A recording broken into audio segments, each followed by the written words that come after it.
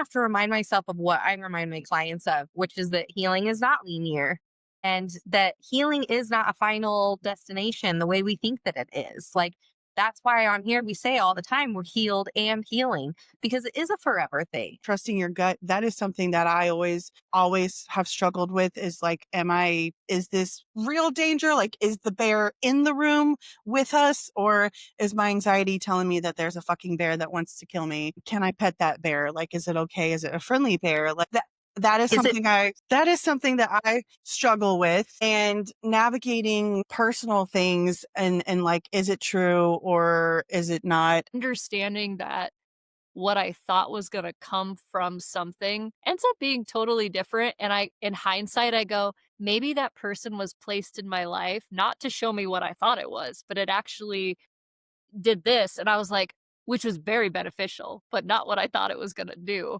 And so I've just really been reflecting on different aspects too of why am I wanting to do this shift? Why am I wanting to do this change? And I guess if I fail, it happens. 3 women, 3 paths, 1 mission. To prove that your story is not your limitation, to guide you towards your muchness, to explore the unfiltered truths, and to challenge every bit of belief that built your mask. This is Go Be Too Much, the unapologetic space for the bold, the healing, and the unfinished, where we decide what's too much was always meant for more. So let's chat. Maybe we'll fuck around and find out just how unmissable we all are. I'm MJ and I'm the host. And tonight I have Cassie and Mandy with me. And we've been struggling with the technology. So if this episode's a little wonky, we're real people and this is real life. So, just bear with Real it. If the things. video is bad, go listen to the audio. Whatever. They're gonna wanna watch the video because we're just gonna be a shit show, and they're just gonna wanna see our facial expressions as we go, "Ah." Or as we're frozen and mine's like angry, what the fuck face. That's my favorite. That's when mine always freezes. When I'm perplexed. Yeah. So we were just talking about animals and we were talking about them doing stuff and the result being that they like throw up. It's not good, but yet they keep going back and doing it. And then we were like, well, wait a minute. Like that kind of sounds like people. And so I don't know if that's necessarily our topic for tonight now. It could be, but I was Well, like, it's very fitting. the episode that just aired today was Why Can't You Get Out of Your Own Fucking Way? I mean, and looking at our pets, they do the things because they're anxious and it makes them feel good, or I don't know, it tastes good in the moment, but it made my tummy upset and I'm going to puke it back up so mom can clean it up. Because what? Mom's always going to be there for me. Mom's got me. It doesn't matter what I do because mom's got it. Mom's going to pay $5,000 for the vet to tell me that she's old. Oh, let's all just have a moment of silence for our bank accounts and our pets. And we love them anyways. But it's so true. Like, they're just like, "Oh, hey, I'm gonna go do this." Like, this doesn't necessarily have to do with, like, I don't know. I don't know why I'm explaining myself. But, like, my dog, the amount of things that she puts in her gullet, and I have to shove my finger down there and rip it out. And I'm just like, what was that? Why do you have a chicken bone halfway?" Or if I say, "Get that out of your mouth," I've never seen it swallowed so fast in my life. And so when they're like, "Did you know that your dog can't have gum or eat chocolate?" I'm like, "Girl, she eats all the shit by the dumpster and she's still living. So I don't know why you're telling me she can't have that. She's ate a whole pack of gum. She fine. The vet says she's fine." Or very Resilience. resilient, right? Resilient. Like things that we think are gonna harm us and hurt us might be uncomfortable, might be difficult, but we can make it through that. We might Sure have a hell can. we might have a hell of a for it. We It may might have not be trauma comfortable. from it. I have a lot of learning experiences that stem from that because, we can do it. We could do it the hard way or we can do it the way where you're going to learn all the things. I'm always going to pick that way. I'm always going to learn the things apparently until I'm not. Until I'm not. Yeah. So I think where Mary is wanting to go with that before we just got on our squirrel thing is, why is it that we see all of these red flags for whatever it is, and you just keep going back? You're like, "It's not that bad. Just one more time." And yet every time you get the same result. like our animals, they eat what they're not supposed to and they throw up, but they still keep doing it. Or you keep going back to this one thing. You're like, why? hmm Why do we do it? Like, why is there a comfort in the terrible things that happen? Because if I go do the thing again, if I go back to that red flag, if I go back to that red flag person, situation, whatever, and I fix it and I make them change and I make the situation somehow different, then I am enough. I'm good enough, or I know what I'm doing, or I, whatever, insert whatever. The thing that hurts my stomach all the time, if I eat it, I know I shouldn't eat it, but I'm going to eat it anyways because it tastes good. I have to deal with those consequences. If I go back to the same red flag every single time because it's shiny and tattooed, then I'm gonna get similar results, and at the end of it be like, well, shit, not again. Or I win and I fix them because my fixing spirit wants to give, but it's not because I want to give, it's because I don't feel like I'm worth anything if I can't give you my everything and have that be enough. And that's just that's such horse shit. It's just such shit that I can see it. I know that I shouldn't eat the thing. You're gonna put a bow on a piece of shit, but you still are like, Yes, it's still good, but it's prettier. Put a it's little, prettier. I Yes, bedazzled it. Like, look at it's not a pile of shit no more. It's got a bow tie and some sparkles. it's real cute. And It's it like we said it try would and be convince different. ourselves that it will be different, that somehow we don't trust ourselves to know that it's the same shit a different day. And instead we're like, oh no, it's the same shit, but it's a different day. So we can, we will, it will be fine. It'll work itself out. It'll be the best thing ever. Or what if it's this one time that it turns out It's how you never want one it time. to, right? When is that ever? Right?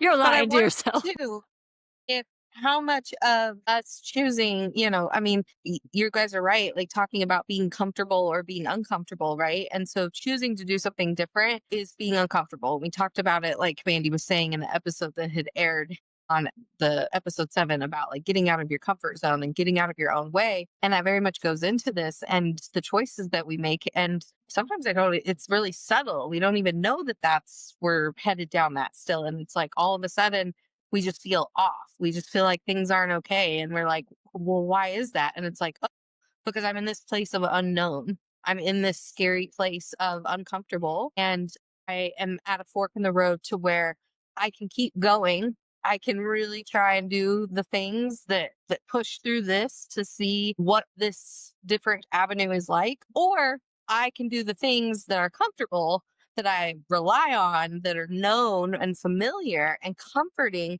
And I use that to make it okay to keep doing the same thing when that's really not what I want to do. And I wonder how much of the imposter syndrome hmm falls into this conversation as to why we do that. That's what I was picking up what you were putting down. I don't want to talk about it. I'm just kidding. I'm just kidding. Just kidding. Looking at our ADHD squirrel notes from, conversations we have on 18 different fucking platforms about, reflecting or what's happening in the day or what have you, and trying to at least get them all in the same goddamn yard. Imposter syndrome pops up a lot for all of us always in various ways. It has popped up a lot for me in starting a new job with a new school because I always have to reset and I have to worry about how am I going to be perceived? Am I smart enough? Do I actually know the things that they want me to know? Like, am I worth that number that they wrote down, on that offer letter? Am I actually who they think I am or who whatever, what have you? And I had my first one-on-one with the lead social worker of the district, and the amount of complimentary things she said to me just like made me so uncomfortable because I'm like, who are you talking about? Like, who is this person? Because like I can sit here and think it all day. And I think I shared it with you guys in my interview process of how confident I felt in those rooms. And she was in one of those rooms. She interviewed me And she reflected back on how that process was for her on that side. And yet I was still surprised. I was still surprised. I still second guessed, like, are you sure you should be excited about me? Like actually, am I a good fit? Like, is this, I know I'm a good fit. I know that I will connect with these kids. I know that I have what this school needs. I know that, but it doesn't mean my little fucking brain is not like, no, you don't. Warning, warning. Warning, warning. Like, You're like, shit. I know these things, but having somebody tell me them gives me, what do the kids say nowadays? The ick. You're like, I know it, but you can't, please don't tell me, because then I just feel like, you almost feel like you're gloating, or like Yes. you're full of yourself, which you're not. You're just damn good at your job. And when Mhm. people tell you that, you're like, yeah, it's like, it's an inner Yeah. work. You're like, it's that inner work that you're like, I gotta digest this, and it's so hard because I don't, again, we've talked about different traumas and stuff, but it's so hard to take a compliment too. And Mhm. I love giving compliments. I will tell every girl that she is the most beautiful thing I've ever seen. Like, her dress, where'd you get that? It's got pockets, whatever, right? But like, if somebody says it to me, I'm like, what are you doing? Get awkward, be weird, make it weird. Or like somebody gives a compliment and you feel like you have to like explain it in a way. Like, just like that just made me think. I was literally at the doctor's office with my kid earlier this week, and I had my hair all crunchy and stuff because I do that a little bit more lately. It's more natural flowing, even though my hair is not natural, but whatever. And so, and I love that, right? But I'm like, but it also looks kind of wild and messy and undone, but done. And she was like, I really love your hair today, things like that. And I say thank you, but it's like I started to go A into qualifier. like it's not like, oh yeah, this isn't how I normal, or oh yeah, this is my quick and easy. Like, it's like I have to explain why it's good, because it can't just be good.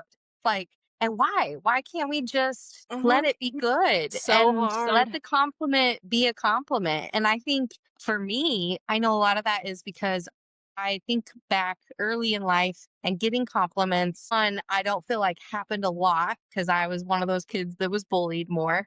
But then two, compliments that I got always seemed to come with a, and do this differently, or yeah, you do that really great.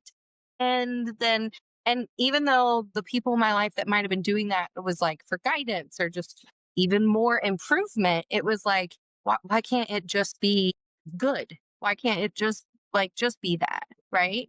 Versus and something else. Why can't I be good enough? Why Mhm. can't my crunchy hair be good enough? Mhm. Just Mhm. think of it too is, and this is the way I used to think, I have my moments, but if somebody would say something nice, I'm like, well, what's in it for you? Like, what do you want from me? What, like, oh, you said that nice thing. What do I need to do? What do you want from me? And I know that that's an unhealthy way to look at it, but that's what I used to think is, they'd be like, oh, this is so good. And I'd be like, well, what do you need? Like, why did they have to have a reason? Not because they're just nice and they just thought it was the nice thing to do. I just was like, what's your reasoning? Like, what do you want from me? And I know that that's a toxic thing that I've had to work through on. It's like, no, Cassie, people actually genuinely like to give compliments just like you, but it's so hard. Like we talked Mhm. about in that episode where I'm crying and I'm just like, it is so hard to accept help. It is so hard to accept a compliment. And we're getting better. We're acknowledging, we're expressing to the world that we're not perfect, but it doesn't mean that it's not hard. Like, Well, and I think that's the part maybe that we have expectations around is like I'm gonna heal and things are gonna be easier for me. And in actuality, the more you heal, the harder shit is for you because you're allowing yourself to feel all of the things. You're not just this and this. I was listening to a podcast this morning and the guy was talking about I only allowed myself to feel good all the time, like everything is Gucci, I'm good, or I'm raging against the machine and anger because it was in the context of men's mental health, specifically Black men. You like everything's okay and you've got it, or you're angry, and that is the perception. And as someone who always struggles to feel emotions, it's safer if I don't. It's safer if I just keep them tucked away. and don't give time or space to that, because then what? I'm crying all the time, or I'm happy all the time and bouncing off the walls, and then I'm too annoying to people, or I feel everything so deeply that it just hurts all the time. It's hard. Healing is hard because it's nothing like what you think it should be. Right. It's more fucking work. It's more Right. fucking work. Well, and that's why so many people don't. And it's because it's like, just give up at some point. And it's because you think, I think Cassie and I actually just talked about this, that it was like you think that you've done a lot of healing, and we have, all three of us have. And And and then then life you is come like, across something and it's like, but wait, like that, I have didn't, you? there's still that. You? Yeah.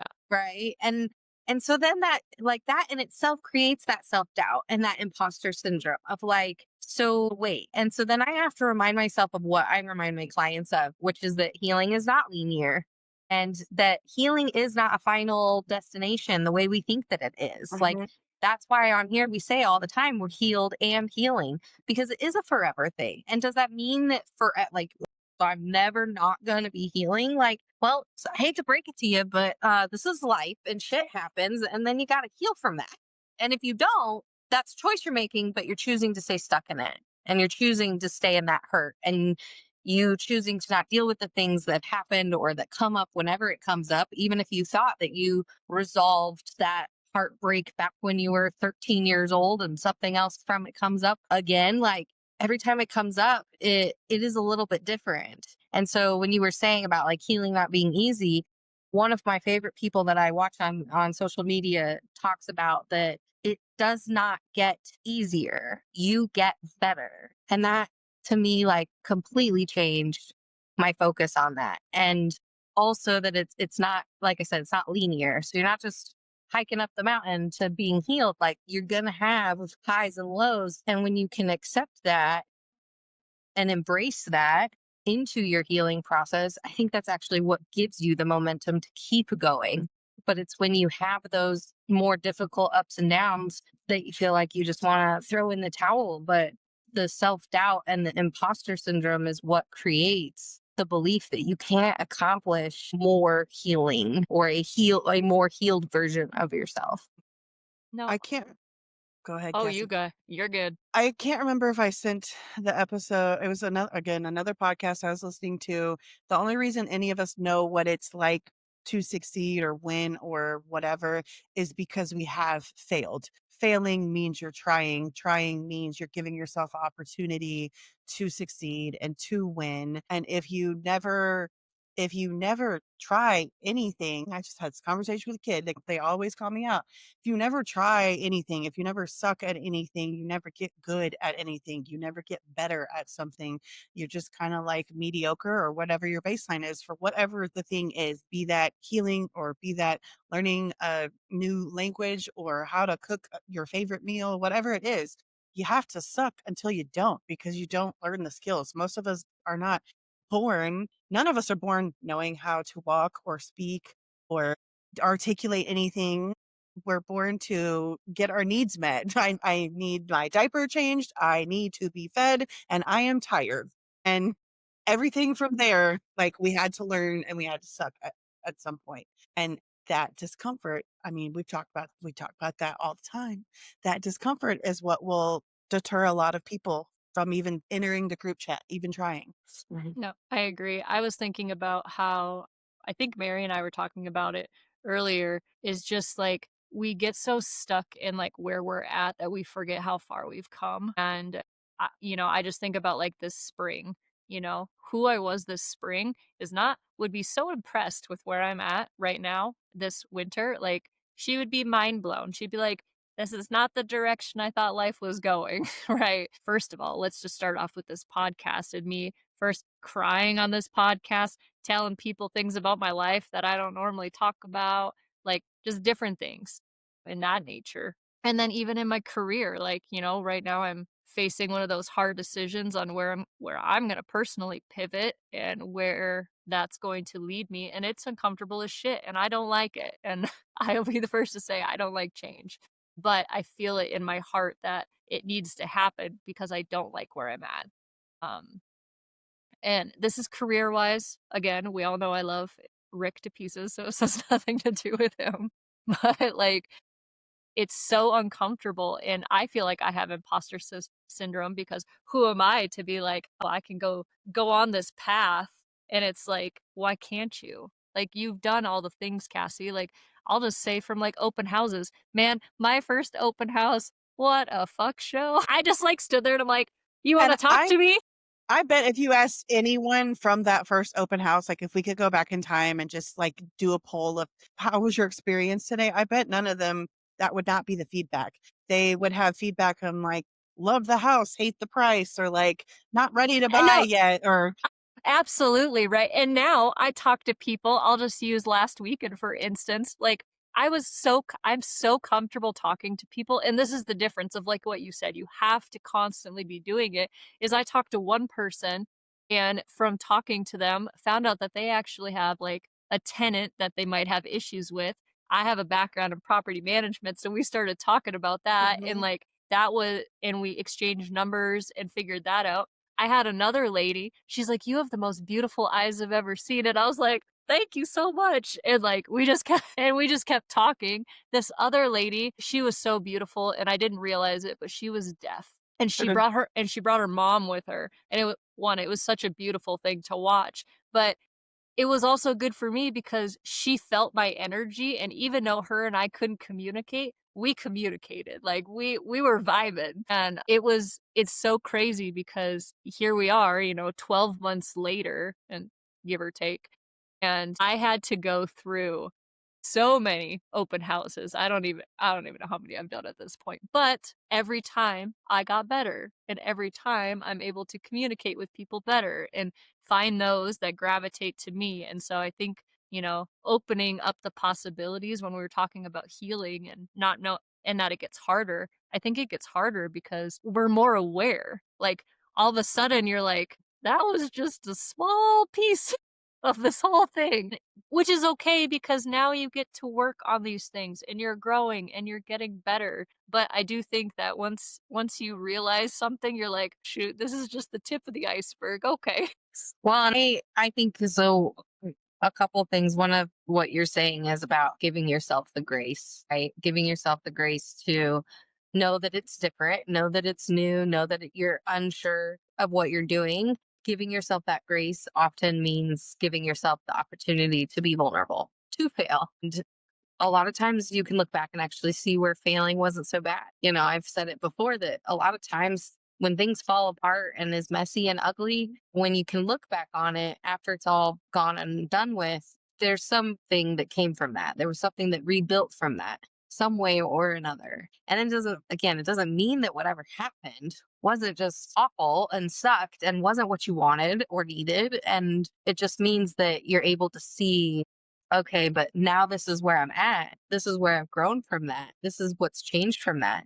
And I can almost guarantee from experience and what I do for a living that if you come to me and say that's not what I've experienced, I go back and then I've seen all these other things, like, then that's where you have to look inward. You have to say, what am I still not letting myself see? What am I not letting myself work through? What am I being so guarded and closed off to that I can't take those negative things that have happened in life and it's rebuilt something positive for me? And probably something in that situation happened. And instead of choosing to go with that, you chose what was still comfortable, what was still just familiar. And that's what's kept you then repeating the same shit different day, right? And so I think that being vulnerable and giving yourself grace, like, it's the only way that you can really kind of get yourself to eliminate the self-doubt and the imposter syndrome. But Cassie, you also said, like, well, why not me? And I think that we have to have opportunity for experiences to turn out differently in order to feel like it's gonna be better, that it can do different. And if you don't choose those things, you don't know. And if you don't choose those things, you're choosing to say it's always gonna be like this. And so my example of that for me is the person that I'm currently seeing. was feeling off about things, and magically then we start having this conversation, and now we're talking about things and communicating. In that communication, I became very emotional and realized that I'm like, I don't know this me. I don't know this me that is more healed and a peaceful life and a balanced life. And I am balancing things. And I don't know who that is. And I don't know who that is and how that's supposed to mesh with somebody. I don't know that. Like that, I don't know that. So I'm like, I'm scared and that. Help, help. Help! And their response to that was like, I totally understand it. I'm really glad we're having this conversation. Like, absolutely. Like, this is how I'm feeling right now about you and our situation. And like, and it was such a positive thing. And then that was like a whole other thing that I was like, see, like it can be okay. That communication, Okay. it's sexy. But it's one of those things. But I think that happens, like, yeah, I'm giving it in that scenario, but it can happen in any kind of dynamic, to where, like, Mandy, that you did this interview and all these things, and this lady is like really seeing you and really thrilled that you're there. And to then for you to be able to sit back and be like, look, like, people, they're accepting me, they're excited about me, they're Yeah, like, she plugged this podcast at our district meeting in front of, as she goes, "Hi, this is Mandy, the new social worker, and go follow her on her podcast." I was like, "Oh, Jesus Christ. Okay. All right, here we go. get to know me real fast. Real fast." Yeah. Thank real you to fast. all of our new subscribers. We love you so Yes. much. Thank you. Shout out. Welcome. Mary, yeah, you're listening to you talk. Full transparency over here in my brain and my thoughts, just kind of reflecting of like, when was the like last time I allowed myself to try something new, or like when was the last what I consider to be a negative experience, and how did that turn out for me? And nothing, of course, nothing comes to my mind right away, but I know maybe by design or subconsciously, I will take risks professionally. I don't take risks in my personal life like fucking ever, because I probably find a lot more comfort at work. And we talk about identity and who I am or who I feel I am to be professionally.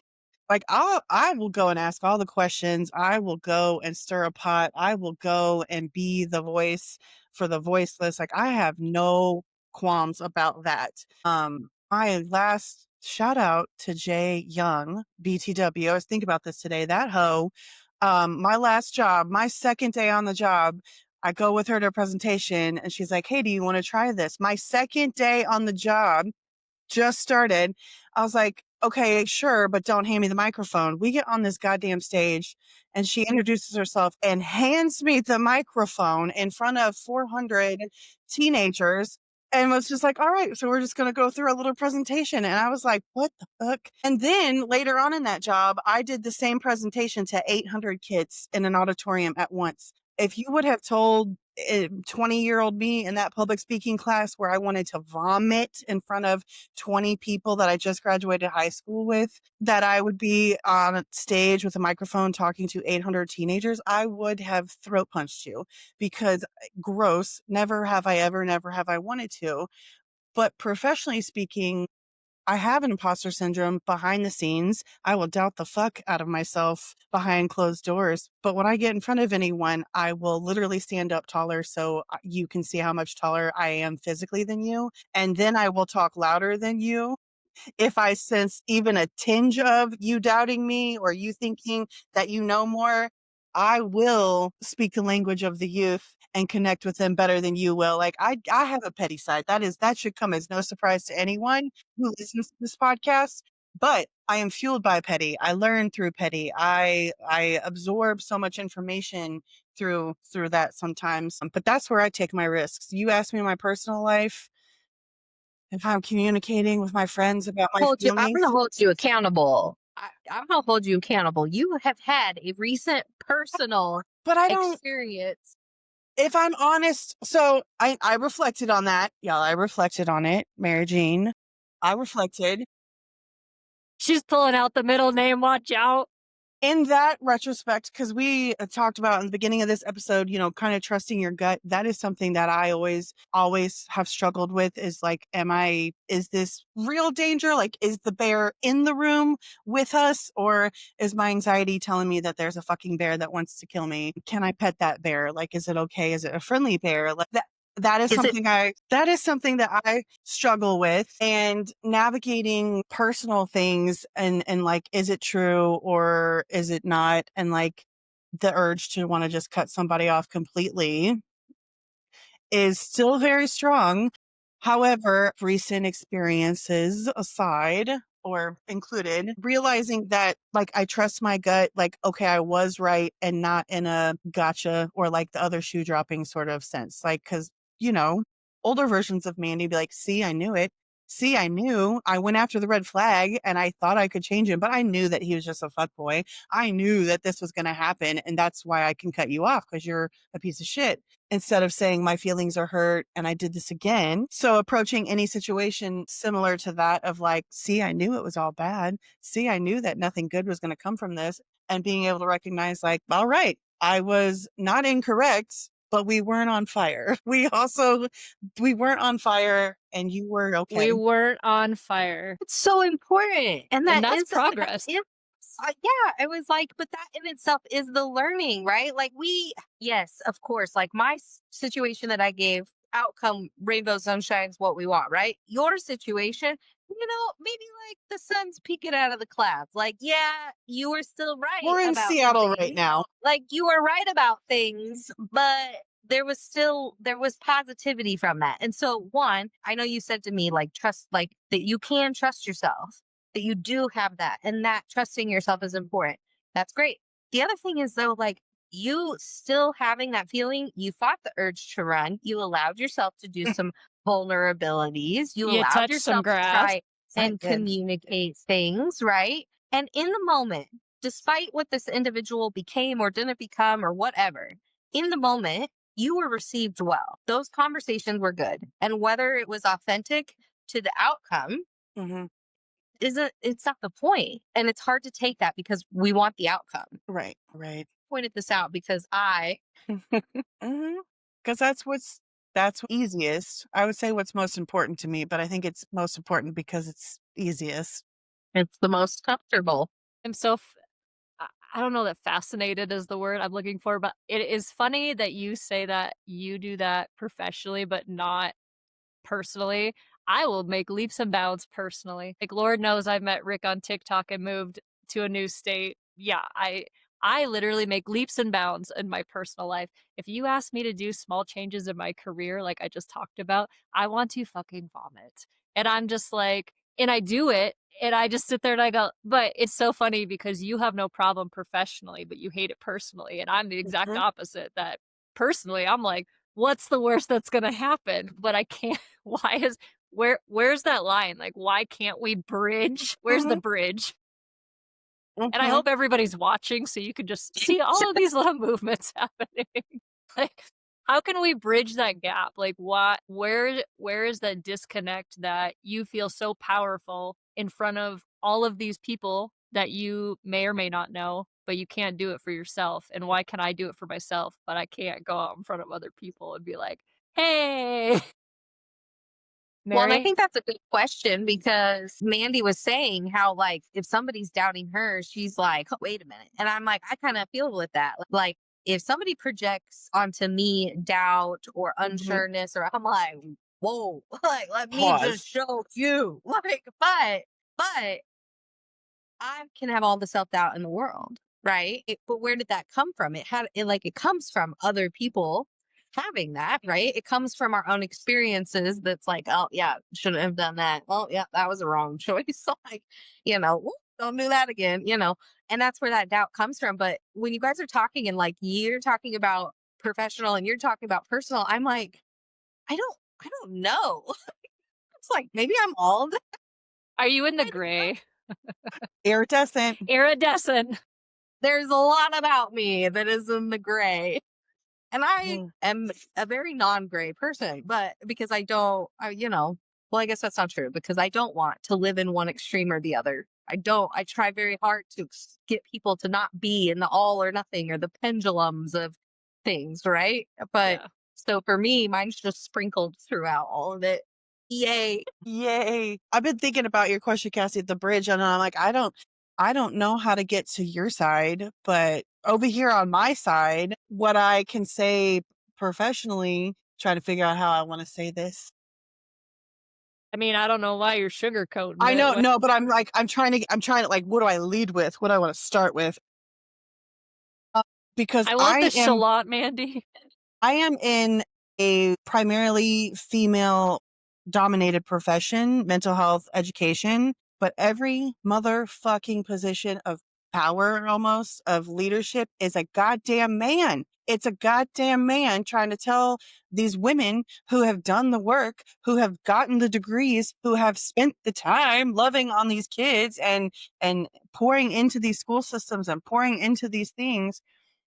Here comes a man with some half-cooked fucking plan about how to do something, and that just hits me. That just hits me right in the Yeah. daddy issues. I'm sure of like, actually, no. I am a professional. I am an expert, and here are all of the, here are the credentials if you want that, and also like boots on the ground. Here's what I've done. Here's the experiences that I've had, but I've allowed myself to have those experiences because I like variety and I just try new jobs and I try new things. I don't like dating. I don't like socializing in that aspect. So I don't try different types of dating or relationships or things like that. I won't do that. But I'm fueled by petty and exciting one-upping men. I swear I'm not a man hater all the time. I But was gonna Say say, I was like, as a there are good men in our yes, I field. was like, there there are good men. there are good. Absolutely. In our field, absolutely. There are great men in our field, and there are great It's men who are often doing great not work. people in our Yeah, fields that are doing those leadership those roles, are not right? the ones that get recognized. There are great men there were so many men at this meeting today. Y'all, in a room full of social workers, and we had, like 10 men. That's unheard of. And I'm so excited. I'm so excited for that because education and mental health they're just women dominated. But the women are not respected as well as they should be for the work and the knowledge that they bring to the professions. I had a point to this and it left the group chat. So, Cassie, of the bridge, I'm like, I don't, because you can always learn something. You can always take a class. You can always become an expert. Humans, Right. Right. I was gonna say, I was I've, like, it's again, it comes back to what is comfortable, uncomfortable, and giving yourself the opportunity to fail, but even more the opportunity to having an experience that has positive, enlightening moments to show you something different that you're looking for, whether the outcome is fully what you want or not. And And that's why I'm making a pivot, and I don't know what's gonna happen, and I don't like it. And you know why I don't like it? Because I'm gonna have to change all of the things. I'm gonna have to change all of my signs. I'm gonna have to change everything. And that costs money that I don't want to spend. And it puts me in a place where I am now the new person, and I don't want to be the new person again. ugh, I love being the new person.